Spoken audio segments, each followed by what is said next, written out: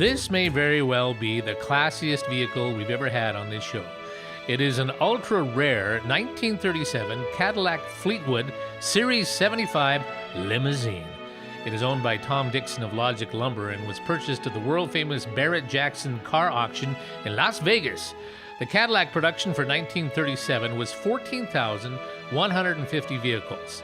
4,230 were Series 75 models. This one has a black lacquer paint with a nice finish, tinted windows, a manual 3-speed transmission, and a spacious interior that carries 7 passengers. Under the hood is a 346 cubic inch V8 motor. It has a wheelbase of 156 inches. The entire car is original with the exception of a fuel pump. When you drive this, you feel pretty good. Like maybe you're in a Godfather movie. And I'll tell you, when you're driving it in downtown Lethbridge, you garner a lot of attention. We can't thank Tom Dixon enough for letting us use this car. By the way, every year Logic Lumber has a car show with all the proceeds going to the Interfaith Food Bank. This was the 12th year for the show, and they raised almost $6,000. This classic car is perfect for our 2 classic guests, Fran Rude and Ken Rogers. This dynamic duo has been collaborating for over 30 years to bring first-rate Broadway shows to the Lethbridge stage. Shows like Jesus Christ Superstar, Les Mis, and Evita. Working together since 1986 can put a strain on any relationship, but they can confirm that they remain very good friends and still admire and respect each other. They've just completed their latest show, Titanic the Musical. It was completely sold out and was a fundraiser for the Lethbridge Senior Citizens Organization, where Ken and Fran are proud members. It is fitting that that's where we picked them up in this beauty of a Cadillac. I'm Mark Campbell, and this is Cool Cars, Interesting People. Cars don't smell like that anymore.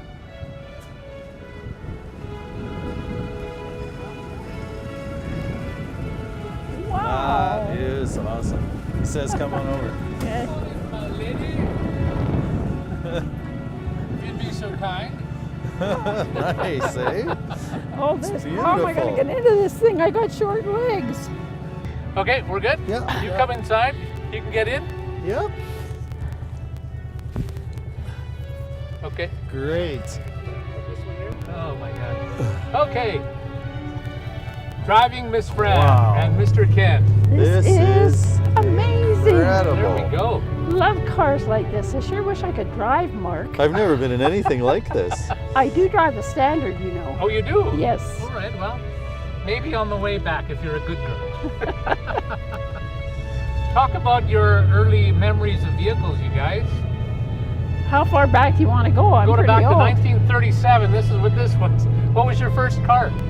You're a Montreal gal, right? That's right. So what were you driving? It was a Pontiac. Pontiac. Yes. What can you tell me about your Pontiac? Not too much really, other than it had fins about 3 miles long in the back, Uh-huh. and it was, I would say, roughly half a block long. But it was a standard shift. I always drove a standard shift. I had 5 brothers, and one of my brothers taught me how to drive, and he insisted I had to learn to drive on a standard, and actually I love a standard. Nice. I like driving the car. I don't like the car to drive me. Yeah. So I'm itching to get my hands on the wheel of this thing. This one will drive you. Yeah. That hood goes on forever. Even Yes, from it back does. here. Ken, what was your first vehicle? Well, when my brother and I were in high school, I don't think our dad ever spent more than $250 on a car because he knew we drove the crap out of him. We went through at least half a dozen. My favorite was a push button, I think it was a 63 Rambler. Wow. And we used to rev it right up and then push drive. and it would send smoke signals when we crossed the river to the university. Oh, we drove the daylights out of every car. I think he knew we were going to. So. Fun stuff. Actually, in Montreal, we didn't drive the cars all that much. Really? Yeah, because it's a big city, lots of traffic, and it was easier to take the bus. Easier and faster, and you could never find a parking space downtown. Yeah. It's even worse now. Tell that to our transit department Yeah, here. right. The first car Christina and I had, her dad, cleaned up. It had been taken for a joyride and ditched in the Old Man River. And we were so poor when we first got married. We were both students. And he cleaned it up and got it going. It's the ugliest car in Lethbridge, but it was ours. And when it rained, you could smell the river smell. You know, there's something to say, you know, when you get philosophical about life, there's something to say about the years that you were poor and needed to figure out stuff. Yeah. Oh, Don't you think? yeah. You know, Yeah. it creates character. It makes you deal with crap that will happen to you. Adversity, yeah. And what doesn't happen in theater but adversity? Yeah, that's for sure. Yeah. We're experts on that. Yes. Yeah. Yeah. But I think the other thing too is that it really stimulates creativity. Yes. You know, we didn't have such things as helicopter parents and, you know, dance lessons, piano lessons, soccer, hockey, and so on. We had to make our own play. Yeah. Yeah. And you were able to. And we were able to. Yeah. You didn't post it on YouTube. No. I got to tell you, Mark, this thing sounds like a World War II Harvard aircraft. Well, But that's it's- exactly what I was going for. But it's sure fun. It really is. It smells like the old cars Yes, from the it 60s. does. Yeah. And there we're- is something to say about Yeah. old vehicles that just have character to Yeah. them, don't Yeah. they? Yeah. Even but the exhaust smells like the old. It smells different than modern cars. And to think when we were kids, we used to play in the exhaust fumes in the winter. We'd pretend we were airplanes flying through clouds, and nobody ever thought to tell you don't play in the car exhaust. I just thought it funny to tell you, when I was a kid, my younger brother and I, we used to steal cigarettes from my older brothers. They Right. would, when they went down on their trips to Plattsburgh and always bought American cigarettes, we used to steal them. And we would hang out with our friends in the backs of their cars when they weren't using them, drinking tomato juice and smoking cigarettes. Not thought we tomato were- juice. Yeah, so we just thought we were really something. We're all of about 10 years old. It's funny you talk about exhaust, because I have always loved the smell of bus exhaust. And when I was a kid, a friend of mine and I would always, we'd go on a Saturday, that was our thing. We'd go to, we'd go get the bus and then get transfers, and that's all we do is ride the bus all day. All right, we're When you going could. right here for some coffee. Oh, fantastic. Jabba May the I Hutt. have to get out and climb into this thing Good again? luck. Okay. Well, you better do another editing job. I'm telling I you. love their coffee. Okay, here we go. Alrighty. This turns Oh, out I instinctively went for a seatbelt. Erroneously.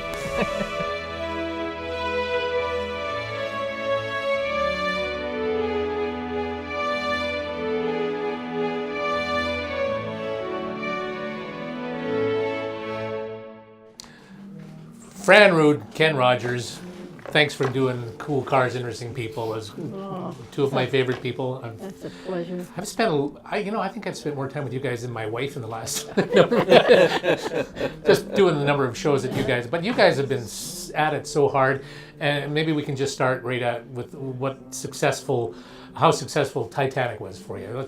Fran, how was that experience for you? Just came off the show. The show actually really surprised me. I thought it was amazing because I never got to see as a director a full run through Right. until the night before we opened. Really? That's right, because of being in a construction zone and all that sort of stuff. Yeah. And I loved it. So it was a real surprise. It surprised in what way? Because I never really saw the continuity of it, Yeah. and I was trying to create a certain visual aspect of it Yeah. that I never got to see until the very last minute, but it was there. I knew the bones were there. Ken Yeah. kept telling me the bones were there, Yeah. but I never really got to see it till almost the end. Yeah. And also I had an absolutely lovely company of people to work with. Yeah. They were just great. We talk about the challenges that actors face. We're talking about that in the car, and that's the case when going to the Eights when it still wasn't quite ready. Uh-huh.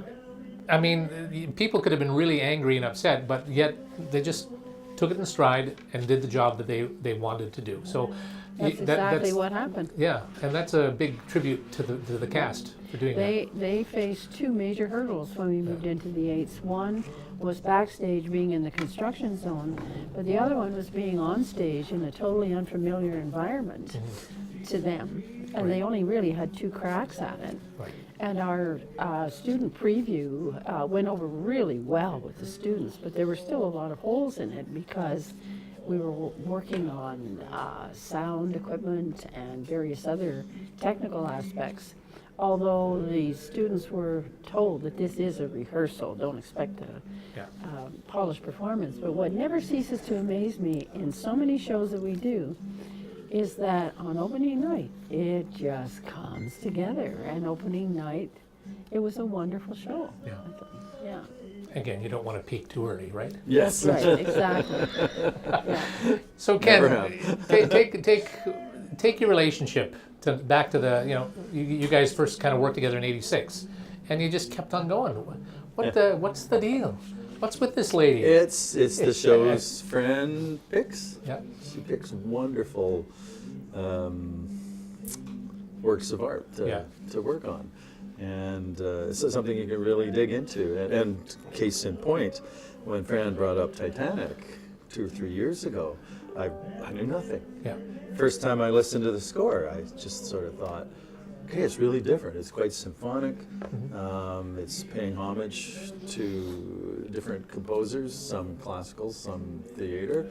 And I thought, this is a different score. Right. And the music didn't actually make a lot of sense to me until we were working it. And I think pretty much every actor in the show would agree the music was perfect for the scene. Yeah. Absolutely made sense for the scene. Right. So it's not a 1 or 2 hit wonder kind of musical. They weren't trying to write a hit. Right. The music totally serves the story and works very, very well. Emotional parts to this show, I would imagine. Eh? Did the cast feel some emotion? I mean, we all know what's going to happen, of course, but then there's the story. That's the whole point of the show, is the story of why they were there, what they were wanting to do, and what became of them. So as you go through that and you want to instill the emotion into your characters, how do you get to that point? Well, first of all, I started out by telling the cast that good acting is really just telling the truth. And as they developed that whole concept and really started climbing into their characters, that emotion just came. Yeah. I don't know whether people realize it, but that lifeboat scene in the show, many of the cast were weeping up there. But it wasn't just the cast. It was Madam Director and Ken occasionally too. The scene with Sheila Matson and Brian Walker. Every time we rehearsed that, Ken could tell you, I was standing there and the tears were just rolling down my face. Yeah. For people who don't know, why is that so emotional? What happened in that scene? Well, she decides that she's not going to get into a lifeboat. She wants to go down with the ship with her husband because they've been married for 40 years and they have such a rich relationship. But it just True story. True story. Yeah. Yes. But it just stirred up a lot of old feelings in me too, having lost a husband and so forth. And it just, really stirred the emotions. Yeah.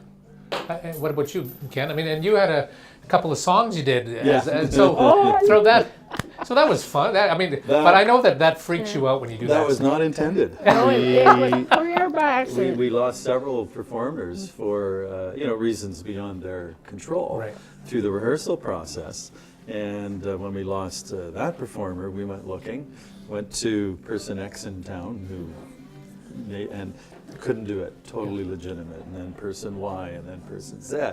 So we were out after rehearsal one night, and Fran sort of looks at me and says, because it was the role of the band leader. Right. Well, I'm conducting the orchestra, and she says, well, hello. You're the band leader, you sing it. You sing it. And then I started pooping the bricks. It's actually quite hard to do that. Yeah. And the first time I had to do it, I didn't know whether to put the hat on or the scarf or take my glasses off or conduct the chorus or the orchestra or what, but it worked out. Yeah, yes, it did. And the audience loved it. Yeah, for sure. They did. Yeah. But your question about the stories, and I know Fran will agree that it was sort of fourfold. It was the crew. They had a really Yeah. unique story to tell and roles on that ship. And then, of course, the first class, which we know the most about because most of the historical accounts Right. from the day focused on the first class, the rich. And some of the richest of the rich were on that ship, especially from America. And then the second class stories and the third class stories. So that's what really drove the show is those true stories. You know, it's interesting, and people have talked about that before, when you've got the boss who says we're going to do this, we're going to go 22 knots. And Right. you've got the subordinates who are sort of saying, I don't think you should, but they can't do that. It's just like if you're a pilot and the pilot thinks they're going the right way, but your co-pilot says, I think you're wrong. But then because he's the subordinate, he doesn't say you're wrong, and then they go down. That's sort of happened with Titanic, I would say. Sort of over and over again. Yeah. up on that. Well, bridge. in many ways, it was an accident waiting to happen to begin with, Yeah. because, first of all, those metal doors were compromised. They were supposed to be right up to the top of the bulkhead, and they weren't. There weren't enough lifeboats. Yeah. Strangely enough, there was only a ship that size. There was only one pair of accessible binoculars on Yeah. that ship, Wow. and it remained in the wheelhouse. But what was unique about this show is normally when I'm directing a show, I'll say to cast, well, we have to create backstories for your characters, so you make them up depending upon what you glean out of the script.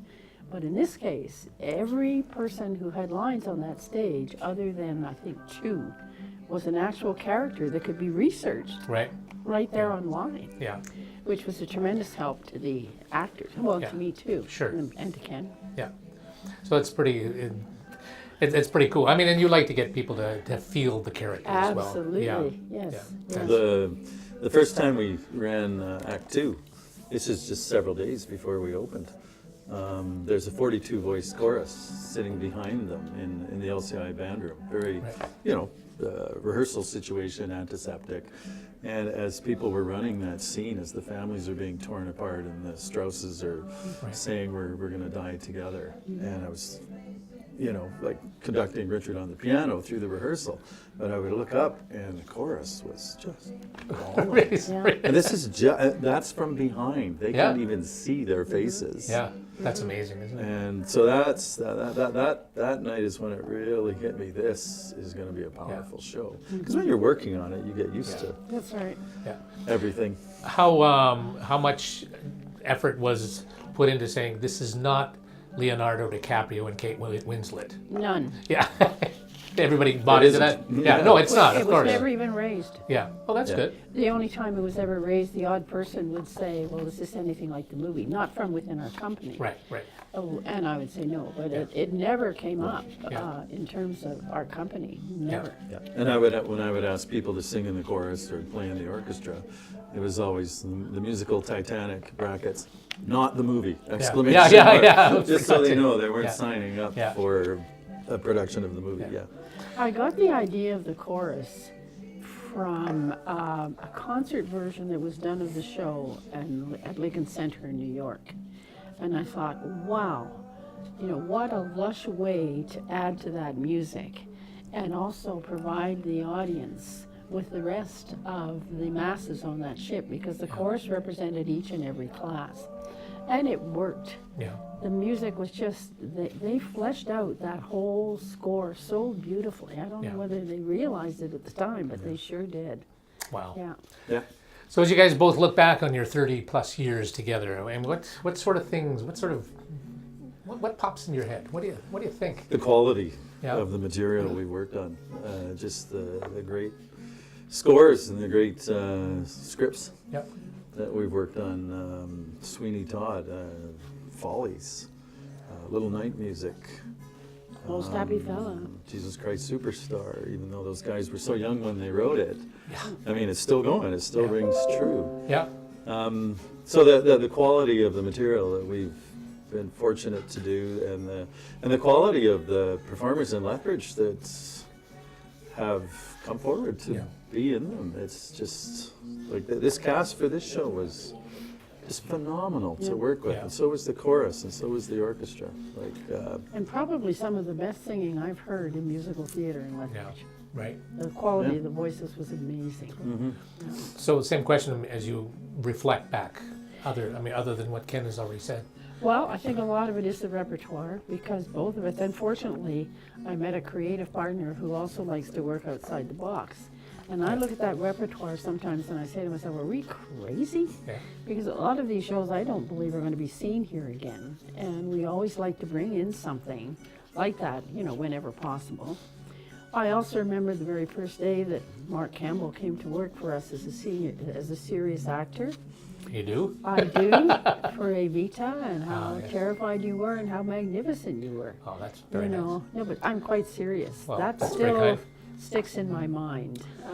But Well, I'm sure I speak for a lot of people who've done your shows, like the thrill of a lifetime to be in those productions for me.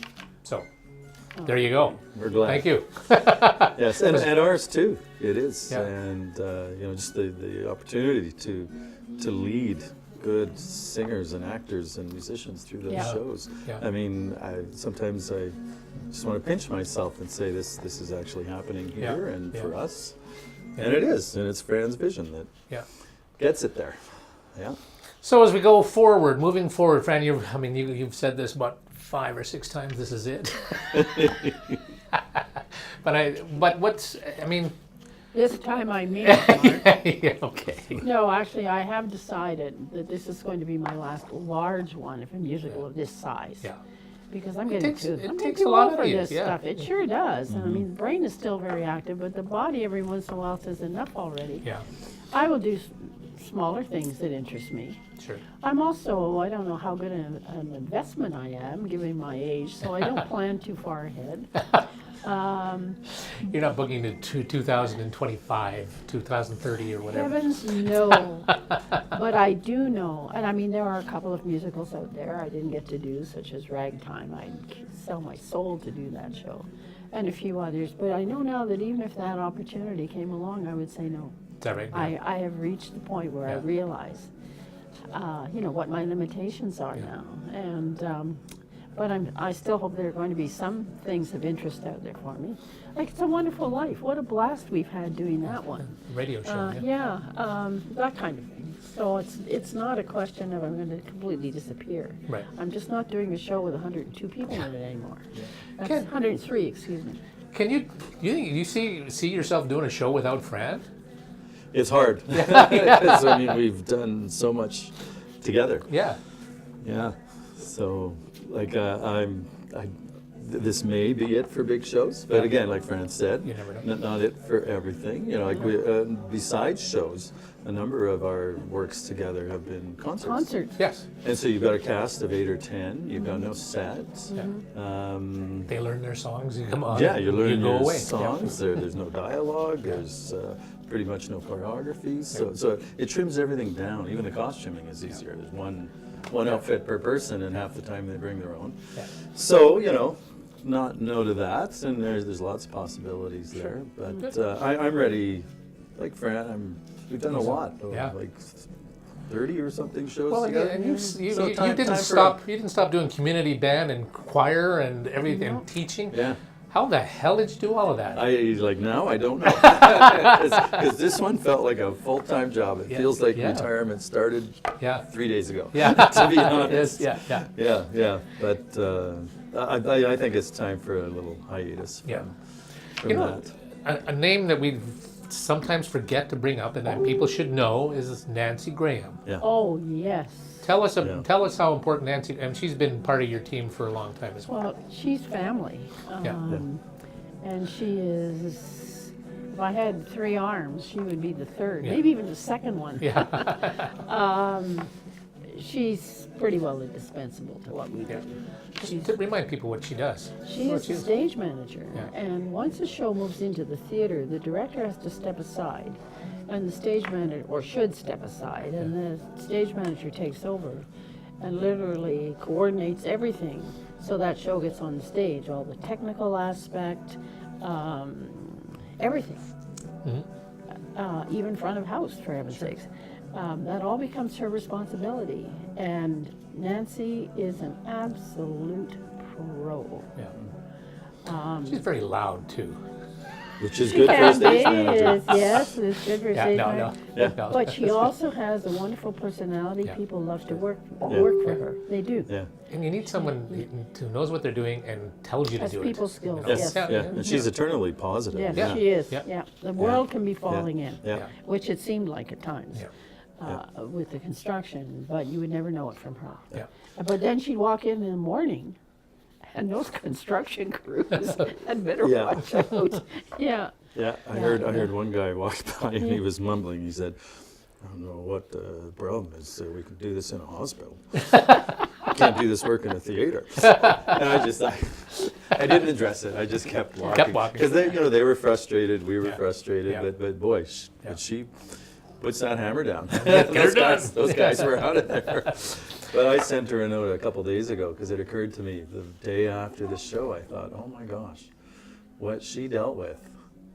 What I know is a fraction of what she must have dealt with. So I just sent her an email and said, thanks. Thank you. Yeah. I know that what I saw you deal with was a fraction of what I know you dealt with. exactly And right. thank you for being that person in between and being so positive about it and the way you do it. So yeah, she's indispensable. And I just don't see myself doing anything without her, because with her, the rest of us are safe. Yeah, right. We are. Mm-hmm. Yeah.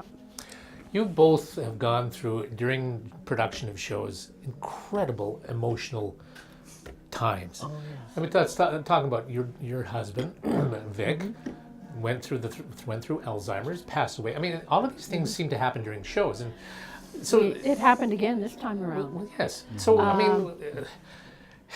mean, I guess we're with theater people. We deal with emotions, but it's very difficult to find someone who's close to you who passes away in the middle of a show, or prior to or after. It may sound strange, but it's almost therapeutic. This time around was show number 14, where we've either had someone from my family or someone else's family, such as Ken's dad, or other people close to us pass away right before shows. Yeah. And we had two instances in this case. One was Pat Robb. Yeah. Don Robb has played trumpet in so many of our pits, Yeah. and He's conducted for you he's several conducted shows. I mean, he's a very dear person to us. And Pat played many of our. Yes. And that happened productions. just a few days before. It happened after, I believe, we had moved into the Yates. And then a member of our cast, his mother died in Calgary. And so we lost him at the last minute. And strangely enough, with that character, though, he was the third person who had to step into that role. The third person who we lost in that role. Yeah. And John Polson came in very kindly at the very last minute and did a great job. But 14 shows. My mother was out here when I was doing The King and I, and she died. During Just before our my first gosh. rehearsal, actually. Yeah. And it just seemed to go on and on and on and on. I used to call it, we lost a granddaughter the night of the last performance of Shirley Valentine. Yeah. But you go on, and somehow or other, having to invest so much energy into that, it keeps you going. It really does. Is there ever an option to say, I just can't? No, Just won't happen. no, because too many people Yeah. have invested so much. My mother used to say, carry out your responsibilities and do your grieving later. That's what she used to say to me. And you would. Yeah, exactly.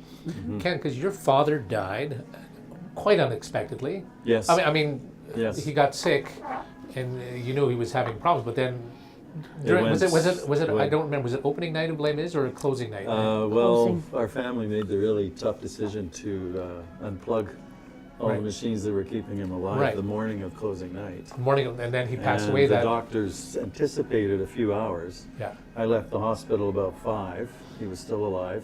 Did closing night with you singing. Sorry, I got a little choked. You singing, bring him home. And that, that's about as intense as it gets. And I still actually really don't have memories of the performances of Les Mis. Yeah. I have memories of the rehearsals, but I think you're right. Something kicks in. You do it because you have to, and you deal with it later. But then he passed away about 5 o'clock that morning. That morning after the show was done? And I skipped the cast party and everything and just went right up, took my tux off and went right up to the hospital. Wow. We were just waiting, but... That's... Wow. Yeah. But we all gathered right after he passed away about 5 in the morning in my family, and we sang a couple blessings from our church. Singing was his favorite thing in the whole world, so... You know, and that's the thing. As I get older, and I know that we're all going to pass away, I'm finding myself embracing everything we had. You know, it's going to happen. Right. We're all going to go. Yep. And I choose to not be sad anymore. Yeah. Yeah, me too. Yeah. Because especially when it's someone who's in their 80s or 70s or whatever. You know, that's the way it goes. So you deal with it. And you go and you just say what a great run they had. Yes. Let's find the next show. Yeah. Well, that's how I feel about this. You know, us at this point. It's a feeling of gratitude. I'm grateful for the people we've worked with, the shows we've done. It's more than I deserve. I've had more than my fair share. Yeah. And if that's what it is, I'm okay with that. Yeah. Let's talk about the state of theater in Lethbridge, shall we? You want to go that route? Oh, let's. Well, we've got a renovated Yates. We've got people who want the Performing Arts Center. We've got Lethbridge Musical Theatre, who's been in a history in this city that has struggled financially over the years. Where are we? Fran, go. Fix it. Right now I can't. Yeah. But we're at a stage, for one thing, theater's very expensive to do. Yeah. But also, I think contributing to the malaise, for want of a better word, it's very difficult to attract audiences on a consistent basis because they stay home and watch Netflix. You know, it has to be something really, really special. And I just think, to be perfectly honest, I've been around for a long time in theater in this town, since way back in the 1970s. And theater was far healthier back then than it is now. Yeah. And I honestly don't really know what the answer is. But I think the days of large, grandiose productions are relatively numbered because it's just too expensive. I would love to see more drama in Lethbridge. We almost never see it. When Playgoers did A Doll's House, I was absolutely thrilled to bits because that's the first drama they've done in years. When I used to direct for them, we did drama all the time. Right. That was actually their backbone. And now you very rarely see it. You see it mostly at the university. Right. New West occasionally, but I don't even believe they're doing their Canadian plays anymore because of cutbacks in finances and so forth. I'm not sure. I believe they do have a play coming up, but I could be wrong. But anyway, yes. That I don't know about. Yeah. Ken, what's your panacea for where we are?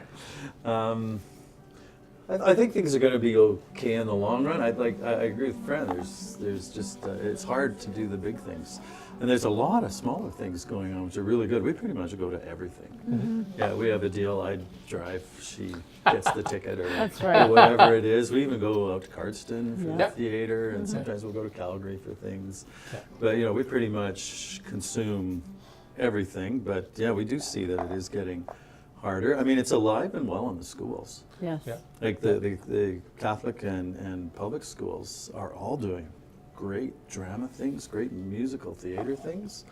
We went to CCH's show last year, Big Fish, and it was wonderful. Just retiring from LCI, I just like the 3 shows we did there. Anna Green Gables last year, and Little Shop, and Aladdin. That's some of the most fun I've ever had. Yeah. Because for all those kids, it's brand new. Yeah. And you actually watch them getting bitten by that bug. Yeah. So I think it's going to survive. Some companies are in some financial difficulties, and I know they're working to build those bank accounts up first. And I think, bearing in mind that it's going to be hard to do those expensive long shows, I think they're going to make it. Good. And concert hall, theater will happen one day. When I know it will. I don't know if it's 5, 10, 20, 25 away, but we're pretty much the only city our size in the country It that doesn't have one. an adequate space. So it's going to happen. But I know there's so many other things on the agenda as well that it's going to take a certain aligning of will and finances to make that There a are- reality. But it will happen one day.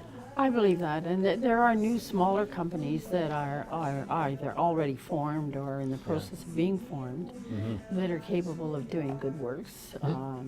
You know, there's Patrick's over on the north side, and then there's a new one. What is it Blank called? Space. Blank Space. Yeah, opening Blank up Space. next week. Is Yeah, there's a party next week for that. and also Shakespeare in the Park. I'm really Yes. delighted to Yes. see that here in the summertime. Yeah, that's great. Yeah. Final thought here. The arts. Why is it important? That's a softball thrown to you. Well, I think it's an expression of who we are. And I think if we didn't have that, we'd be in a pretty sad, sorry state. And I don't think people realize they're exposed to the arts as soon as they get up in the morning. Every time they turn on the radio or the TV set or go to a concert or hear music in the elevator, for heaven's sakes. You know, somewhere there, an artist has spent years learning a craft to make our lives better. And when you think of really difficult times in our history, what has gotten us through a lot of those? The arts got us through World War II, Yeah. especially overseas, you know. I just think we'd be lost without them. Turn off your TV set, shut off your entire media, entire media, and see what kind of an effect it would have on you. Yeah. Ken? It's Fill in. It's integral Yeah. to being human. It's part of being Exactly. human. If you, well, I remember someone saying once in a music philosophy course, you can take away everything we have, and the two things we will continue to do is sing and dance. Exactly. And all the other arts come out of that singing and dancing. And then you draw and you sculpt and you play and all that, and you act. It's just I can't imagine life without it. And I think people crave it. Yeah. And to do it in live art is wonderful. In this last show, Titanic, more people than in a long time came up to me afterwards and very privately said, basically, this has been the best experience of my life. My life has been changed. I've heard that several And times too. Yes. like quite a few.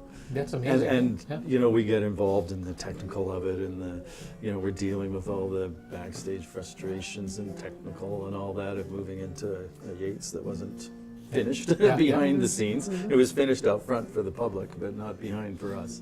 Yeah, I think because you've been in it for so long, you tend to forget how very real and important it is for a first timer. Yes. Right. Don't you Exactly. think? Yeah, and these Just- comments weren't just Yeah. for first timers; they were for people who've done it, Yeah. and not from young people exclusively either. Yeah. People of all ages. So to realize you've touched someone's life like that is pretty profound, and It you is, forget yeah. that sometimes Yeah. when you do it day in, day out. You take a deep breath and say, yeah, well, that was worth Yeah, it. and it's just good. Like I just can't think of anything bad that comes from the arts. It's a win-win. Yeah. And it's even a life-changing experience to people who experience for the first time. I had several people talk to me who had never been to a theater production before, but because it was Titanic, they were interested in the story, and they said they just had no idea Yeah. what kind of an effect that something like this could have upon them. Seeing a live performance Yeah. come to life like that was so real. Yeah. You know. Well, you two, thank you so much for sharing your stories with us. Oh, And as thank someone you. once sang on the stage, attend the tale of Teeny Swab. You And know then he that walked poor off. man has never ever been allowed And to forget he that. never will. No. Thank you so much, you guys. Okay, thank Appreciate you. it. Cheers, cheers, cheers. Salute. Salute.